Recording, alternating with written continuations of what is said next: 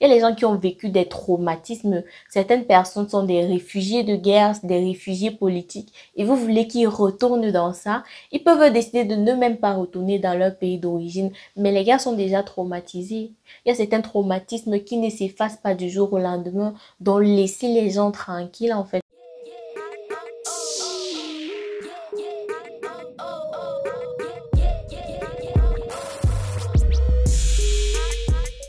Allô, je suis Selena Diallo et bienvenue dans Connaître l'Allemagne.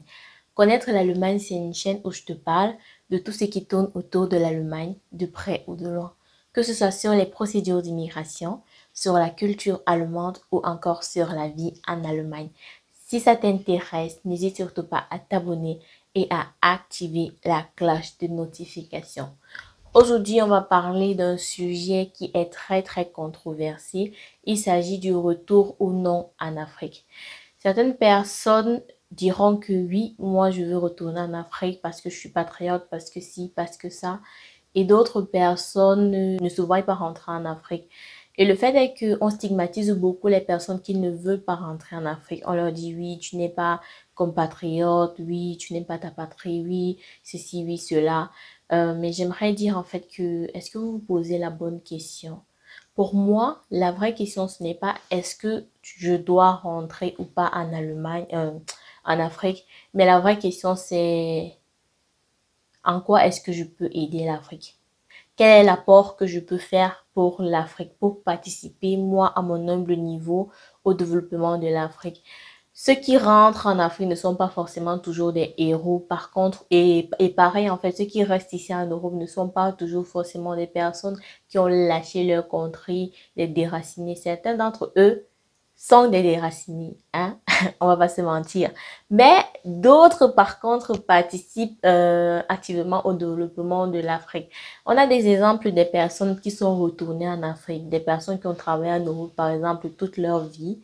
Et après qui sont retournés en Afrique, qui savent que voilà, ma retraite va toujours tomber chaque fin du mois, donc je peux retourner tranquillement en Afrique. Parfois, on pense que ces personnes-là retournent pour investir ou quoi que ce soit, alors que tu vas voir, c'est un vieux papa qui est en train de détonner les petites filles au quartier avec sa grosse voiture et son titre d'ancien benguiste. Tu vas toujours le voir avec les petites filles de 20 ans, 25 ans, 23 ans là, dans la voiture. Ce genre de personnes, franchement, pour moi, en fait, elles auraient mieux fait de rester en Europe tout simplement. Parce que qu'est-ce que tu apportes à l'Afrique, en fait? Tu reviens en Afrique, certes, mais en quoi est-ce que tu es utile? À rien du tout. Donc, ce ne sont pas toujours les personnes qui rentrent en Afrique qui sont des héros, je veux dire. Par contre, il y a des personnes qui restent ici en Allemagne, en Europe, en Asie, en Amérique et qui participent plus au développement de l'Afrique que les personnes qui elles-mêmes sont en Afrique.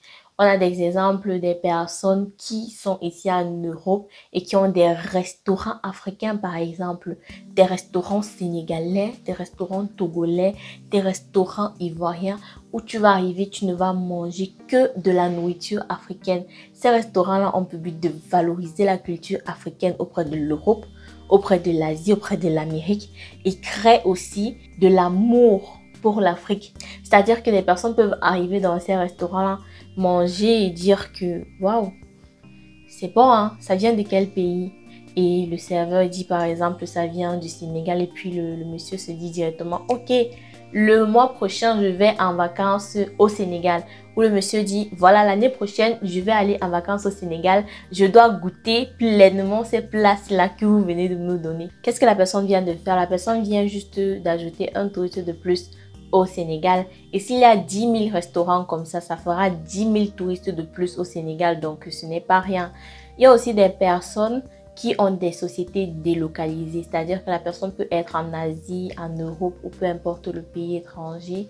Et la personne a une société qui n'emploie que les Africains. C'est-à-dire que dans l'administration, tu ne verras que les Africains. Tu ne verras aucun Européen, aucun Asiatique. Et maintenant, dans les petits postes comme gardien, secrétaire là, ils engagent des locaux. Donc moi, je pense que chacun peut apporter sa pierre à l'édifice de l'Afrique. Il ne suffit pas juste de rentrer en Afrique ou de rester en Europe. Pour moi, ce sont des faux débats. Le débat de qui veut rentrer, qui doit rester là, jusqu'à parfois les gens s'échauffent sur oui, mais pourquoi est-ce que tu ne veux pas rentrer? On doit rentrer, on ne doit pas rentrer. Essayez d'écouter les personnes qui disent ne pas vouloir rentrer là avant de les juger. Il y a les gens qui ont vécu des traumatismes. Certaines personnes sont des réfugiés de guerre, des réfugiés politiques. Et vous voulez qu'ils retournent dans ça.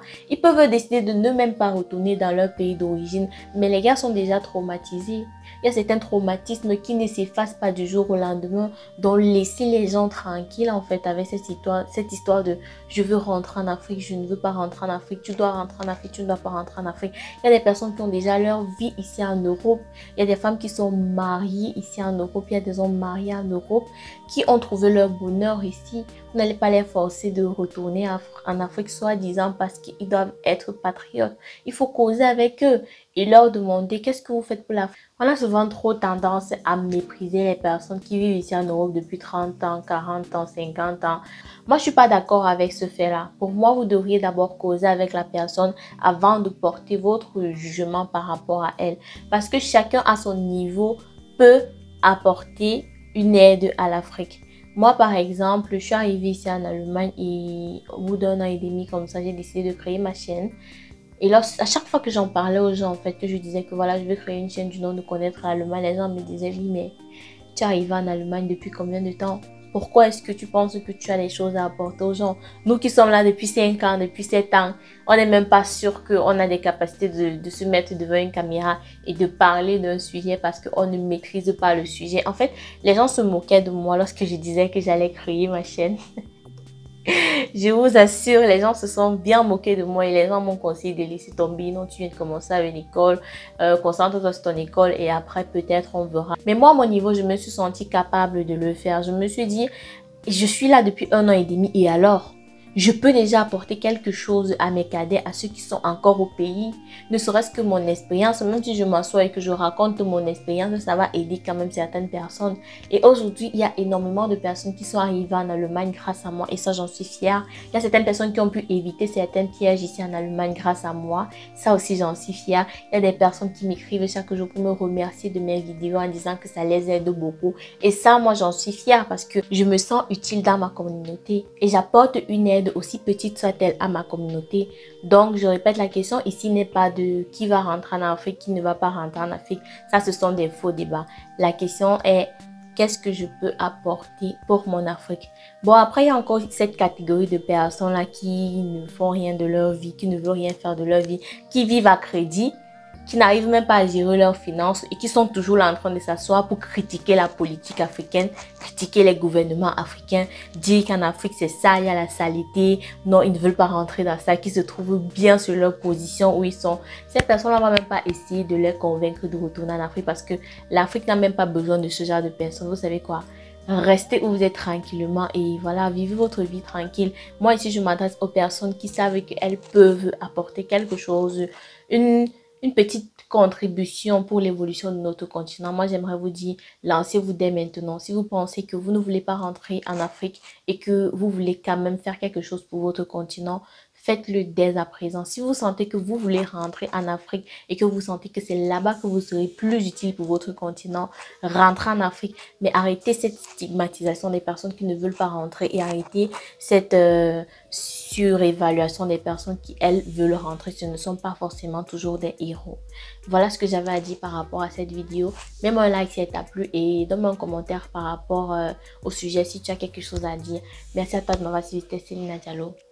Bisous.